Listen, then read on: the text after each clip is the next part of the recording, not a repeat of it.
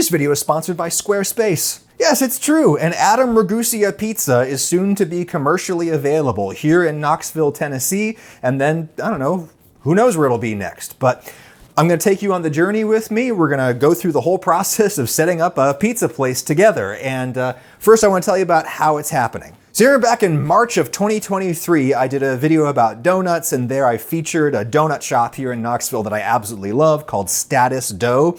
The owner there, Joe Sieber, lovely guy, had a great time making that video with him. And here's one thing I didn't tell you about Joe at the time. A few years back, he tried to open up a Status Dough location in Nashville, Tennessee, East Nashville, and he invested a lot of money into it, borrowed a lot of money, got himself established, and was doing really good business for a very, very brief period of time before two disasters struck him. The first was COVID, which of course messed up all kinds of restaurants, and the second was tornadoes. There was this incredible tornado outbreak in Middle Tennessee that killed a couple dozen people and just like leveled the neighborhood near where the Status Dough location was in Nashville. And this had the effect of not only immediately disrupting his neighborhood customers, but also it really disrupted the traffic patterns. And so he had to come back to Knoxville, and he loaded all of his gear into a storage unit here in town. It's been sitting there ever since. His little empire here in Knoxville has been doing quite well. He's got 3 Status Dough locations. Actually, a 4th one is coming on campus. I'll get back to that. After the Nashville shop failed, he put some of the gear and some of the money into this location here in Farragut, which is kind of a far western suburb of Knoxville. And it maybe wasn't like the ideal location for another donut shop, but what he liked about it was that it was a turnkey pizza operation. There had been a pizza shop in there for a long time, and then it closed a couple of years before. This oven, this beautiful, gigantic, big conveyor oven, incredibly powerful beast that is, it was just there waiting to be brought back to life, and he figured that at some point he would bring pizza to that location so that he could have donuts in the morning, pizza in the evening, and get more revenue out of the same rent. So shortly thereafter, enter me. I went and visited them at their Bearden location of Status Dough, and I met Joe, got along with him great, and he's doing okay, but I just remember thinking like I wanted to help that guy out, because here's the thing.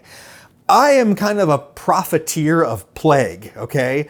I did great during COVID. COVID was huge for me because most of my sponsors are these direct-to-consumer businesses that ship through the mail. Such businesses did very well in the time of lockdowns.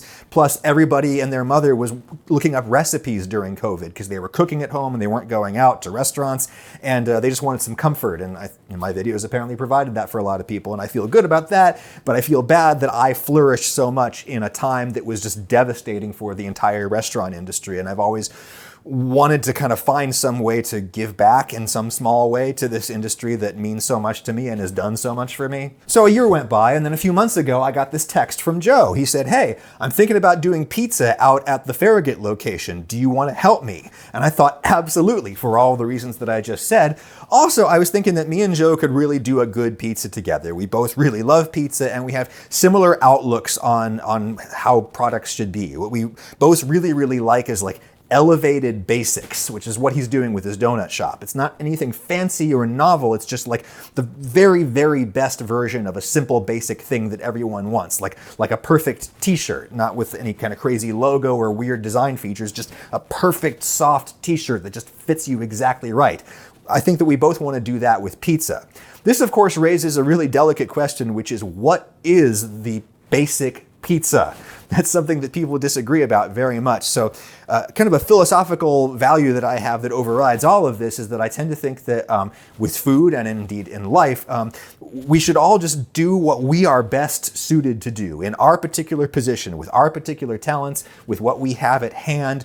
Do the best thing that you can do with what you have where you are. And so that got me thinking about Status Dough's dough. The basic yeast donut dough that Joe makes at Status is incredible. He uses a huge amount of fresh cake yeast, uses butter, uses eggs, and it ferments for a long time. In fact, he uses some of yesterday's dough in today's dough for extra fermented kind of malty flavor. It's just absolutely divine. And I got to thinking, I wonder if you couldn't make a pizza with that dough. I mean, not exclusively with that dough, but you use it like a starter, like a sourdough starter, something that's like a pre-ferment. You take some of the pre-fermented stuff, you mix it with some flour and water, and you use it to ferment the whole batch. I wonder if we could try that with Status Dough dough, and indeed, that's exactly what I did. I'll just scrub through this footage while I tell you about what happened. So the first thing I wanted to try was to just see if there was enough live yeast left in the donut dough to rise a whole bunch of pizza dough. And indeed, check this out. Wow, hour and a half later, really, really puffy. So then the question was like, how do you bake it? Well, so Joe is from the upper Midwest originally, like Wisconsin, Chicago, and a style of pizza that he loves from up there and that I love too is what they call like a tavern style pizza.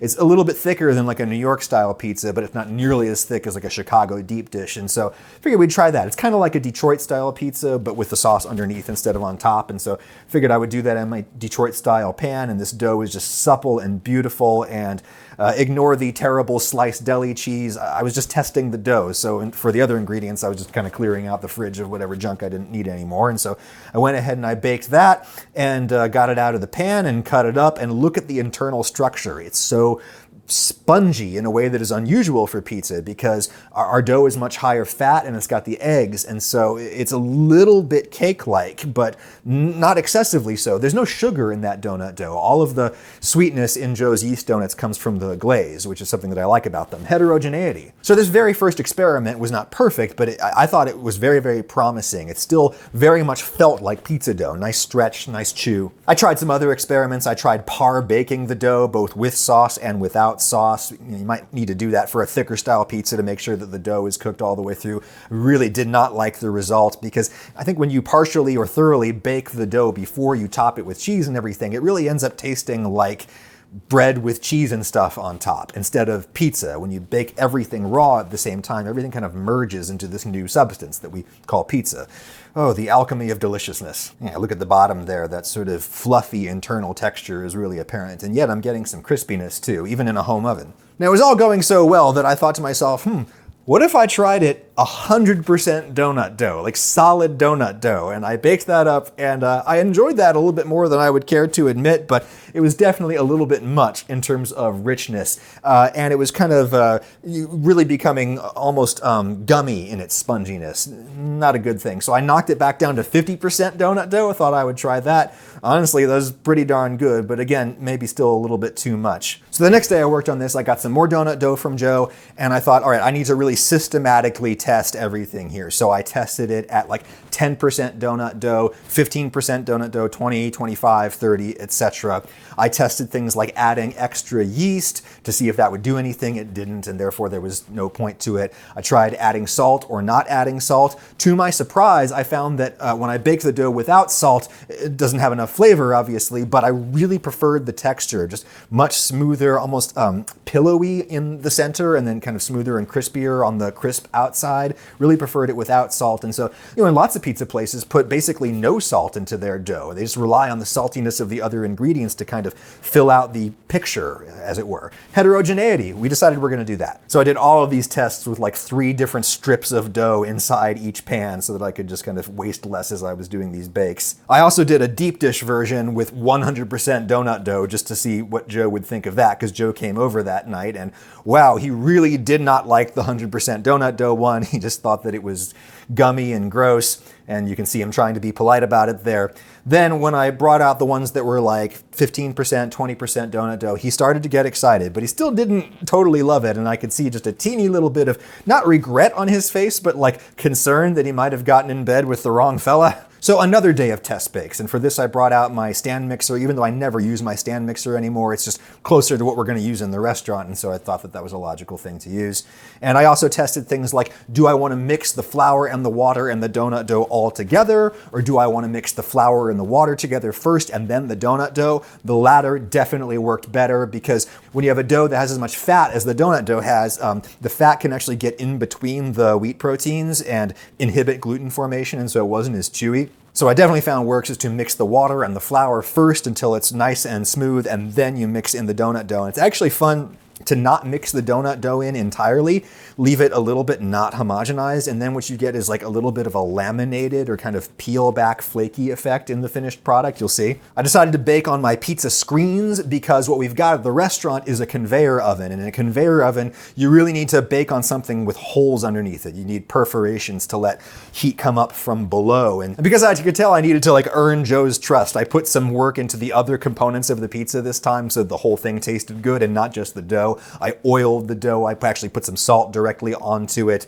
spent a little more time on my sauce, and baked a whole bunch of options in terms of percent of donut dough, 15, 20, 25, 30, I think is what I did that day. We cut it up with a square cut because that's sort of what they do with that tavern-style pizza up in Wisconsin, and that sort of means a lot to Joe. It reminds him of his childhood, and I have really come to like that square cut on a round pizza too, because you get a lot of geometric irregularity. Every single piece is a little bit different in terms of its like edge to center ratio and all of that delicious stuff. And this one, finally, I impressed Joe. He really, really liked that one, and Lauren liked it too. And Lauren is a very tough customer with my pizza. She was just like, this is fantastic. And we all agreed that 20% donut dough is just the magic number for this particular project. So that's what we're doing.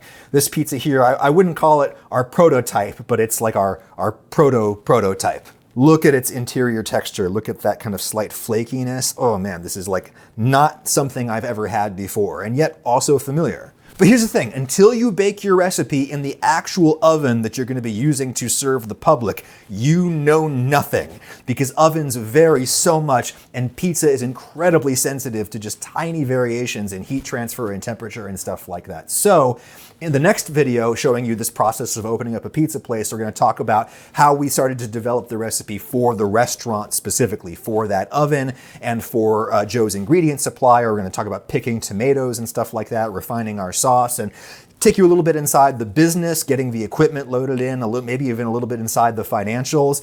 I suppose I should go ahead and disclose, even if it was probably already obvious, I am going to have some kind of commercial interest in this venture. I'm going to need to kick in some capital in order to make this a reality, and so I'm probably going to have some kind of minority ownership stake in Status Dough going forward, and I'm very, very excited about that. I'm also excited for Joe because he has just opened his 4th Status Dough location on the University of Tennessee Knoxville campus. It's right across the street from the law school. It's in a volunteer hall, I think is what that dorm is called. So students who are coming back to school right now, check out the new Status Dough on campus, volunteer hall. They've got donuts and coffee right now, and we're thinking that'll probably be the second place where we bring pizza. Right now we're focusing on the Farragut location. That is where we are starting first with pizza. We're hoping in October, as soon as October, and then shortly thereafter, hoping to bring pizza on campus for you hungry students. There you go, that picture. I think that is the prototype. That is version 1 of the Status Dough pizza, and I'll show you how we got there next time we talk about the restaurant. I'm also going to need a website to advertise this new Status Dough pizza, and so I can do that with Squarespace, sponsor of this video, no problem. It's really never been easier to build a website with Squarespace. So many options. You just sort of tell it basically what you're doing. I'm doing a food business. What is my purpose? Oh, I'm trying to like sell things to the people. And then you can either have like an AI template made for you, or you can use one of the human design templates, which is what I'm going to do.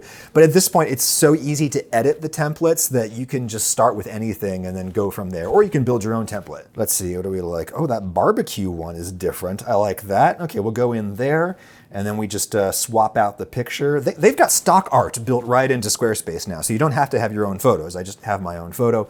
Throw that in there. That looks pretty good. And then I can go ahead and just edit it.